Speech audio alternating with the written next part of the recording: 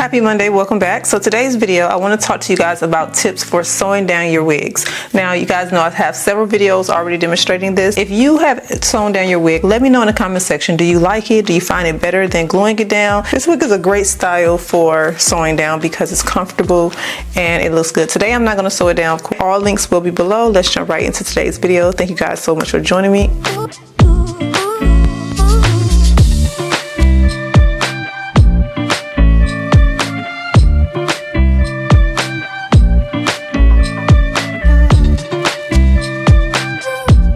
So let's get right into it. Today I'm giving you tips on wearing a wig sewn down. I'm not going to sew this wig down, but I have two videos detailing how to sew a wig if you are interested in sewing your wig down. So let's get started. Let's talk about this wig from Prettyluxhair. This wig is a 13x6 Swiss lace wig. It has the regular adjustable straps inside the wig. It has a mini knotless base. See, in that parting or anywhere you part the wig, there is no thick or big knots. This is 150% density and a 20-inch wig.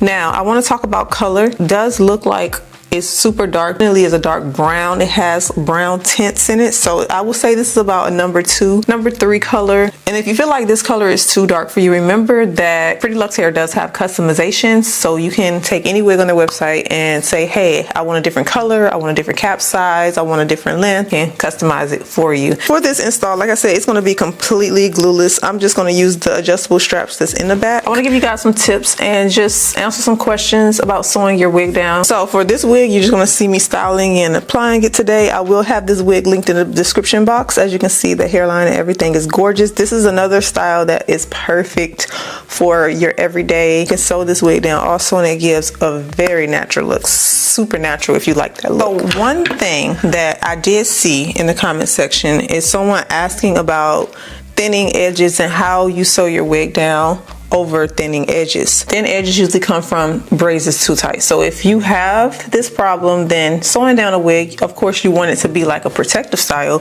to let your edges actually rest from all the tension. The goal is security without stress. Keep them away from the thread. Don't use thread on your edges, or you can also just leave your edges free and braid the rest of your hair, even underneath your wig, because that can cause tension. And if you have a thinner hairline or thinner hair, some people even use the nets, you know, the nets that they use when they do sew-ins. Also, where you sew your wig matters. I never ever sew any of my wigs to be super tight. If you watch my videos on this, you have seen for yourself that I do a couple of stitches. I make sure not to ever put it on the thinnest part. I try to at least go half an inch behind the hairline. So basically, never sew onto baby hairs, thin edges. Now, when it comes to the materials I use, never ever use regular thread. Really cause damage to the hair, so you want to use a nylon thread. If you sew your wig down and you feel any type of throbbing, tightness, tension, this is not good. Again, a wig that's sewn down is supposed to be a protective style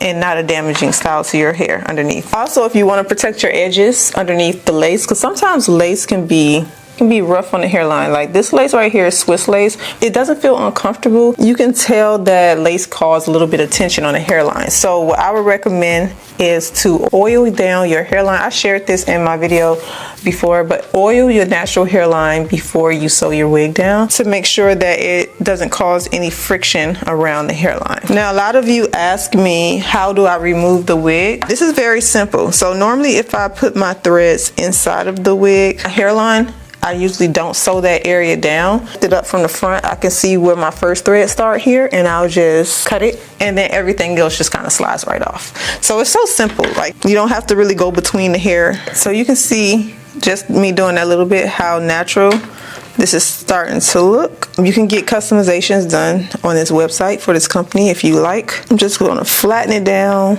as much as possible, but I know it looks really natural if you're super comfortable. Okay, I'm just gonna touch up the hairline a little bit with some concealer just to make everything blend. Another tip I can give you, your wigs are sewn in. If you braid your hair down really flat underneath, and let's say you wear your wig sewn down for a couple of weeks, right? Now, me personally, I don't try to wash my hair underneath in a wig. If it's absolutely mandatory and you don't want to remove your wig and you just want to rinse your scalp or anything like that, you can do that.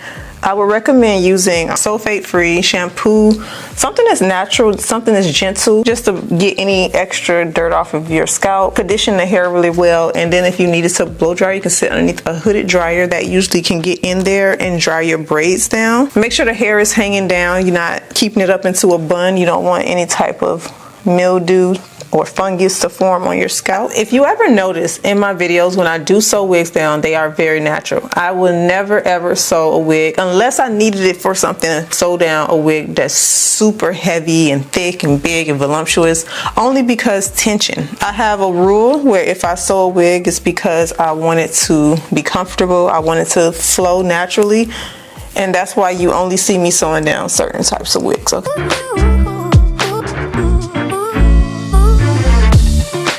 Look at that. That looks so good. You want to prevent tension. Just make sure you are never pulling, like don't pull on the hair. Anything that feels uncomfortable, try to get into the braid instead of on the actual scalp hairs, because that can cause tension. I hope that answers some questions you might have had about, you know, sewing down a wig. It's very simple and it's one of the best methods. I know everyone tries to push hair glue this and hair glue that, and I got the best glue that's not going to turn colors, not going to turn white. It's still damaging. I think the best method for any wig is to just sew it down.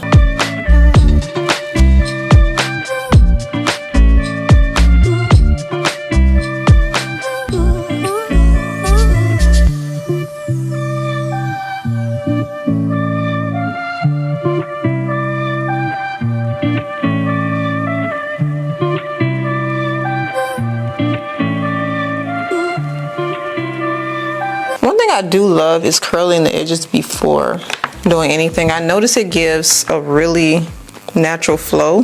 So if you ever had a hard time creating natural edges, maybe try that. Now with this, I like to take normally just a little bit of spray. Every time I use hair mousse, it creates like a really crunchy effect, and I don't like it. I like my edges just to lace very softly. This hair is so pretty. Look at it, y'all. Look at this. This is so pretty. I don't have to do anything to the hair, and I'm not, because straight out the box, it just looks so natural by itself. I just absolutely love the way this turned out. But yeah, this is what it looked like. This is the length. As you can see, the 20-inch stops a little bit below my boobs, but I really like this style a lot. Again, this is the perfect wig if you want to sew it down. Just so natural. I just really love the look of this. Again, this wig is from Prettyluxhair. I will go ahead and link it below in the description box for you guys. Everything you need to know will be in the link, and like I said, you can contact them for customization if you would like. But yeah, I really like this style. It's super comfortable. It's great for your everyday or vacation. Links will be below. Thank you guys for joining me back, and I will see you all in my next video.